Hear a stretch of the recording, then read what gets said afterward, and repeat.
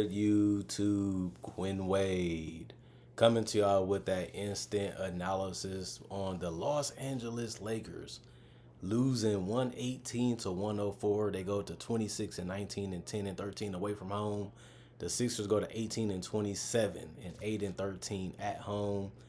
Honestly, this was a game where they ended up tying the season series 1-1.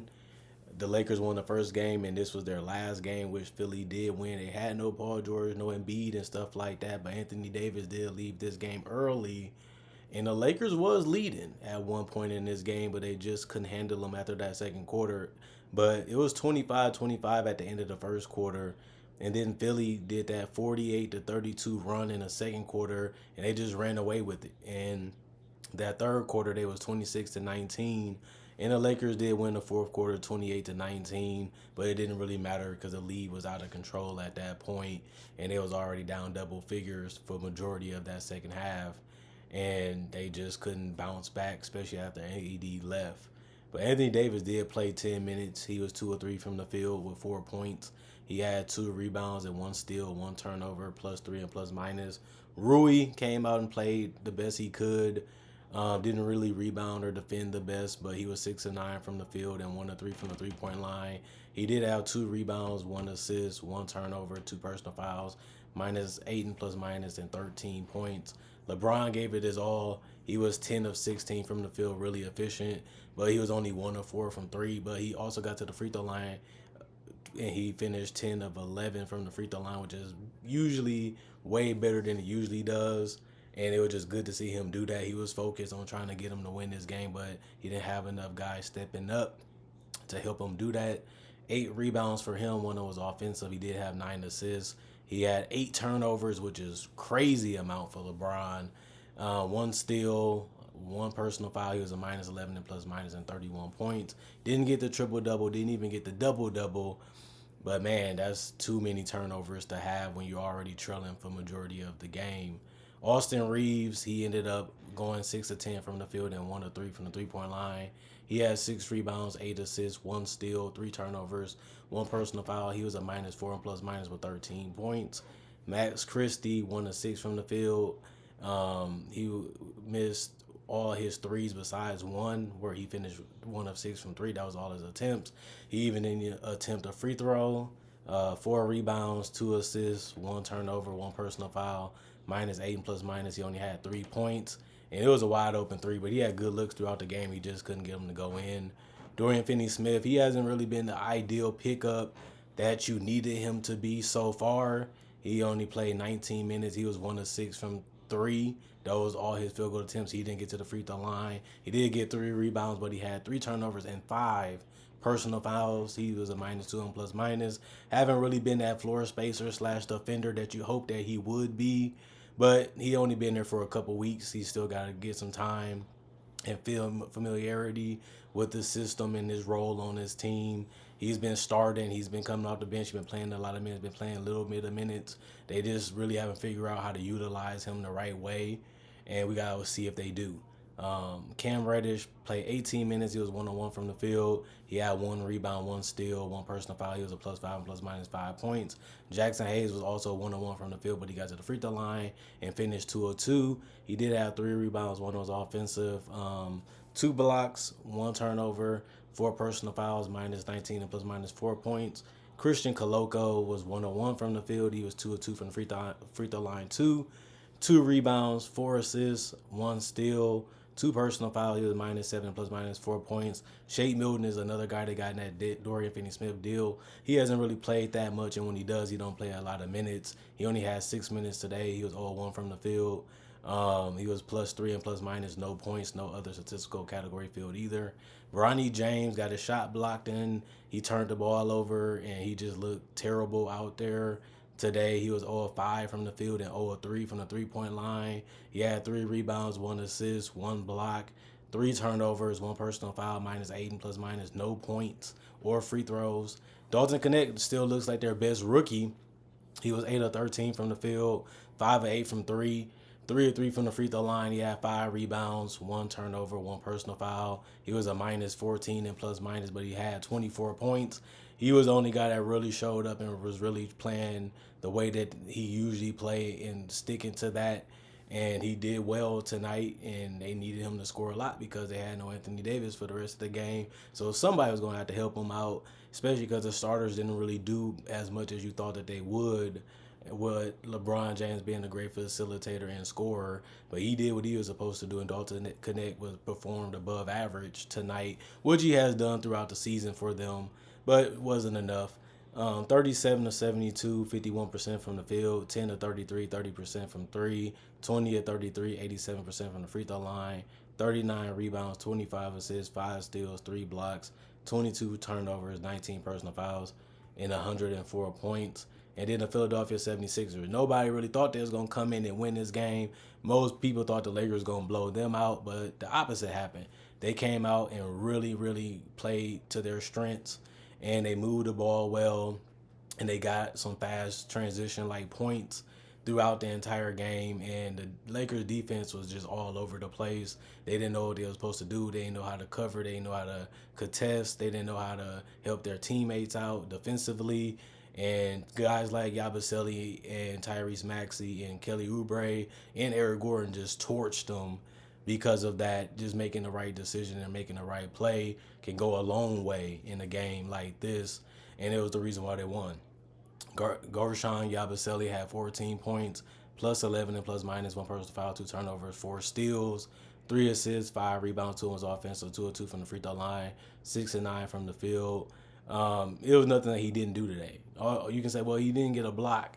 That's how good of a game that he had as a role player today. He was physical. He scored in the paint. He continued to attack. He continued to facilitate if he didn't have the right shot. He rebounded well. He kept going hard defensively and staying in front of guys and even getting his hands into some passes and getting some hands into some strips. And it just looked good from him. Every time he starts, they look a whole lot better.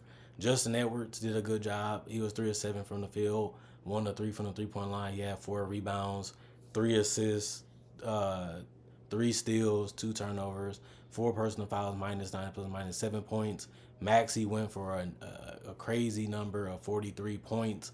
He didn't even pass that much this game. He just was looking to score. He said, we got that lead. As long as I'm on this court, as long as I'm playing, I'm making sure we don't go down or we don't give them a chance to win this game. And that's what your leader and your best player on the court is supposed to do. And he led by example. Killer instinct. 15 of 26 from the field, 4 of 11 from 3. He was also 9 of 9 from the free throw line. He had 3 rebounds, 2 assists, 2 steals, 1 turnover, 4 personal foul, plus 20 and plus minus 43 points. Eric Gordon was 4 of 8 from the field, but he was 3 of 6 from the three-point line and 3 of 3 from the free throw line. He also had 3 rebounds, 2 assists, 1 block, 1 personal foul, plus 19 and plus minus 14 points. They needed every single bucket he can give them, and he did it efficiently, which really helped even from the free throw line. Kelly Oubre Jr. was 8 of 18 from the field, 0 of 5 from 3, but he was also 4 of 4 from the free throw line. He had 8 rebounds, 2 of them was offensive, 5 assists, 2 turnovers, plus 7 and plus minus 20 points. I like what he did tonight. He usually is one of their better players. As a starter, it makes sense. But he didn't really hit his threes. That was the worst part of his game tonight. After that, he really was slicing and dicing and scoring, using the athleticism and that length to his advantage. Pete played 7 minutes. He had 1 rebound, plus 4 and plus minus, no points, and no other statistical category impacted. Bona was 1 of 5 from the field and 2 of 5 from the free throw line. He had 6 rebounds, 5 of them was offensive. He also had 1 assist, 3 blocks, 1 turnover, 5 personal foul, plus 2 and plus minus 4 points.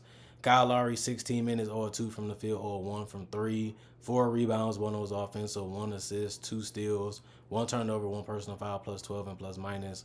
Reggie Jackson, 12 minutes, 0-4 from the field, 0-2 from 3. 2 rebounds, 1 assist, 1 steal, 3 personal foul, plus 10 and plus minus. Dalton Jr. was 0-2 from the field. That was really it for him. He didn't do anything else. Minus 5 and plus minus. And then Ricky Council really had a good job in a good game today.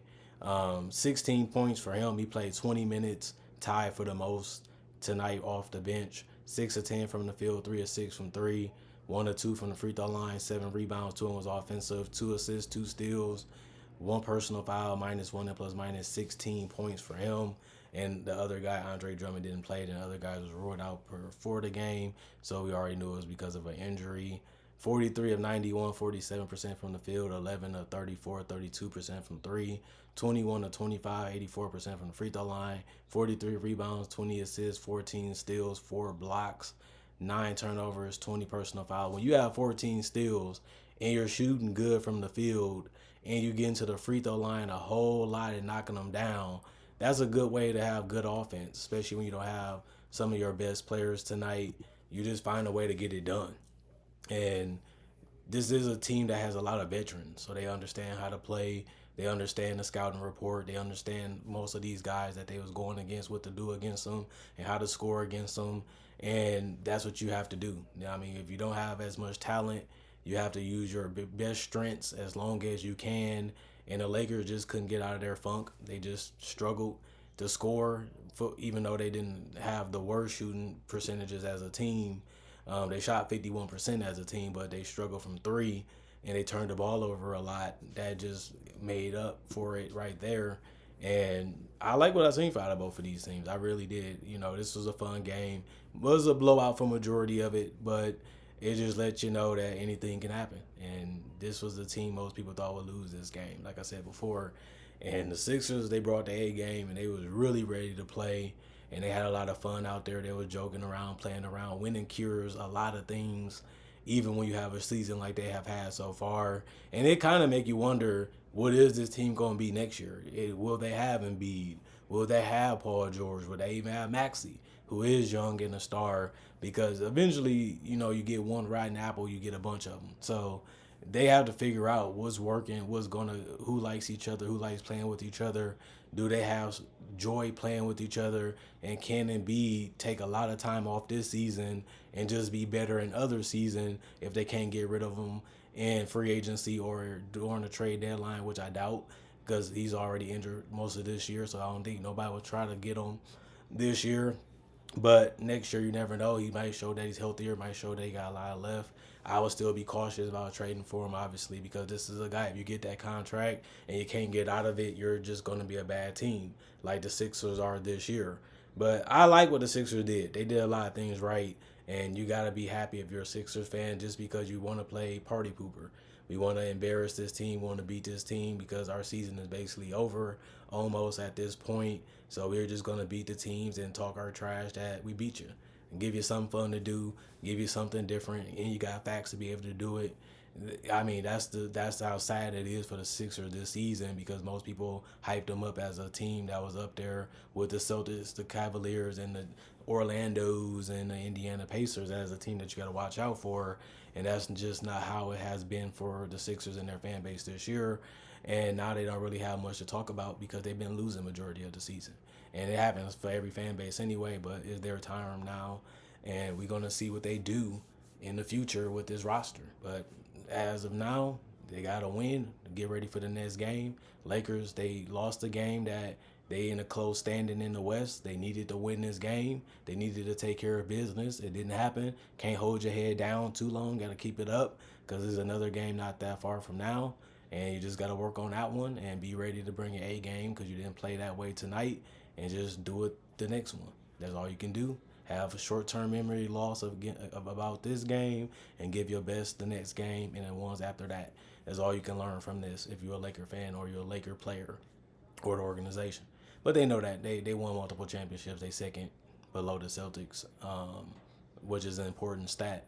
But at least they still up there. Other than that, comment, like, subscribe, share, hit the notification bell for more analysis. And if you're new to the channel, I do conversation videos just like this in different topics, different variety. I also do breakdowns with real footage of legends, current legends, future stars, and rookies. I also do mock drafts and draft coverage and so much other things. I got over 3,000 videos already on my channel for you to check out if you're interested and want to become a subscriber. That should be able to win you over because they are that good.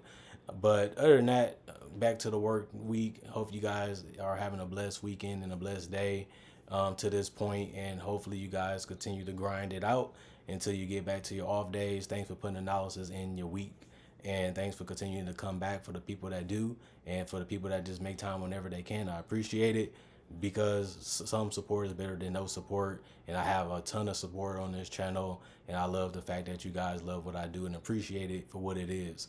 And other than that, I'll see you guys later, hopefully today with more analysis. Not too many games on, so it's only going to be 4 videos. And I'm going to have another interesting night. And like I said, I got other things for y'all to look forward to as the year continues to go. Like some breakdowns and probably some tributes and some different things to mix it up a little bit. Obviously, the rundown and rookie analysis will be coming out next month. And since it's All-Star weekend, we're going to have a little break. It's going to fill it in with some breakdowns so y'all can still have something to enjoy and watch, because that's what I do. Make videos for the people that love watching them the most. That's a fun job to do, and now you see why I look forward to it every day and why I don't take a day off even on All-Star weekend.